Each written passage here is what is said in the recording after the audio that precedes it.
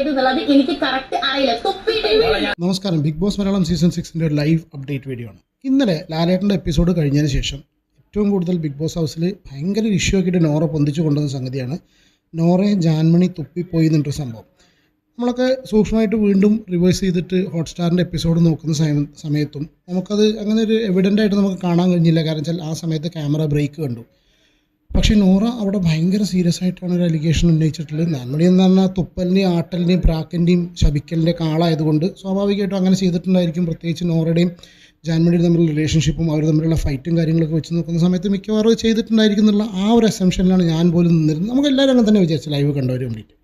പക്ഷേ ആക്ച്വലി ഇന്ന് സിബിൻ, സായി, പിന്നെ അഭിഷേക് ഇവരുടെ ഡിസ്കഷനിൻ്റെ ഇടയിലേക്ക് നോറയുടെ ഈ ഒരു പോയിന്റ് കടന്നു വരിക. അവിടെ നോറനെ വെച്ചിട്ട് സിബിനും സായിയും ഇവരെല്ലാവരും കൂടി ഡിസ്കസ് ചെയ്യുന്ന സിറ്റുവേഷൻ ഉണ്ട്. അവിടെ സിബിൻ വളരെ പ്രോപ്പറായിട്ട് കുറച്ച് കാര്യങ്ങൾ നോറയോട് ഡിസ്കസ് ചെയ്യുന്ന കാര്യമുണ്ട്. കാരണം നോറ ഇന്നലെ നീ ഉന്നയിച്ചിട്ടുള്ള അലിഗേഷൻ എന്ന് പറഞ്ഞാൽ ഒരു സീരിയസ് അലിഗേഷനാണ്. നിനക്കത് ഉറപ്പുണ്ടോ ചോദിക്കുന്ന സമയത്ത് നോറ പറയുന്നത് എനിക്ക് അങ്ങനെ ഫീൽ ചെയ്തു എന്നാണ്.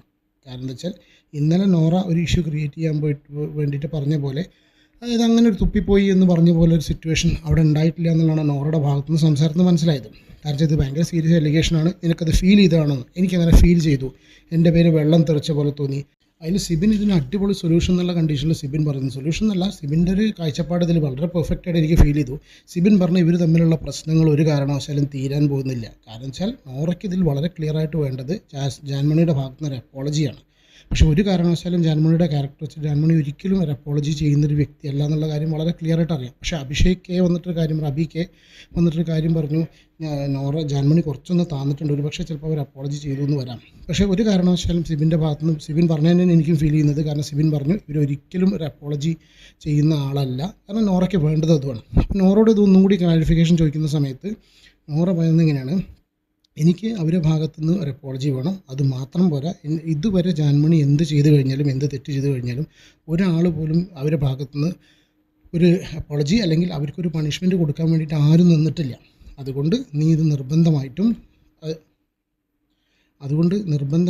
ഒരു പണിഷ്മെൻറ്റ് അവർക്ക് കൊടുക്കണം എന്ന് പറയുന്നുണ്ട്. അപ്പോൾ സിബിൻ പറഞ്ഞൊരു കാര്യമാണ്, നീ ഇങ്ങനെ ക്ലോസ് സ്പേസസിലും ക്യാമറയിലും നമ്മളിങ്ങനെ സംസാരിക്കുന്ന സമയത്ത് ഒരു ഡിസ്കഷനൊക്കെ പറയാതെ ഇതൊരു പബ്ലിക് മീറ്റിങ്ങിലോ കാര്യങ്ങളോ പറയും. കാരണം വെച്ചാൽ നമ്മളിവിടെ ഡിസ്കസ് ചെയ്യുന്ന സംഗതികൾ ഔട്ട് പോയാൽ പോയി. എനിക്ക് സിബിൻ്റെ കാഴ്ചപ്പാട് ഭയങ്കര ഇഷ്ടപ്പെട്ടു. സിബിൻ അത്യാവശ്യം നല്ല രീതിയിൽ ഗെയിമിനെ കുറിച്ചും ബിഗ് ബോസ് ഹൗസിനെ കുറിച്ചും എല്ലാ കാര്യങ്ങളും മനസ്സിലാക്കിയിട്ടാണ്, പ്ലസ് ഓഡിയൻസിൻ്റെ ചെറിയൊരു പൾസും കൂടി സിബിൻ മനസ്സിലാക്കിയിട്ടാണ് സംസാരിക്കുന്നതെന്ന് ഫീൽ ചെയ്തിട്ടുണ്ട്. അപ്പം പറഞ്ഞു വെച്ചാൽ പബ്ലിക് മീറ്റിങ്ങിൽ നീ ടേക്കപ്പ് ചെയ്യേ, നെക്സ്റ്റ് ടൈം പവർ ടീമിൽ ജാൻമണി ഉണ്ടായിരിക്കും. അപ്പോൾ ഡെഫിനറ്റ്ലി ജാൻമണി പവർ ടീമിൽ വരുന്ന സമയത്ത് ഒരു പക്ഷേ ചിലപ്പോൾ ഇത് കൂടുതൽ ഇഷ്യൂ ആവുന്ന അവർക്ക് വീണ്ടും പ്രോബ്ലം ആവാം. അപ്പോൾ അതുകൊണ്ട് നീ ഒരു പബ്ലിക് സിറ്റുവേഷനിൽ ഇത് ടേക്കപ്പ് ചെയ്തിട്ട് ഇതിനെ ഒരു ജനങ്ങളിലേക്ക് എത്തിക്കണം. കാരണം അൾട്ടിമേറ്റ്ലി ജനങ്ങളാണ് ഇതിൻ്റെ വിധി എഴുതുന്നതാണ് സിബിൻ പറഞ്ഞു വെക്കുന്നത്. എന്താണെങ്കിലും ഇതാണ് ഇന്ന് രാവിലത്തെ ഒരു അപ്ഡേറ്റ്. അടുത്തൊരു വീഡിയോയിൽ കാണാം.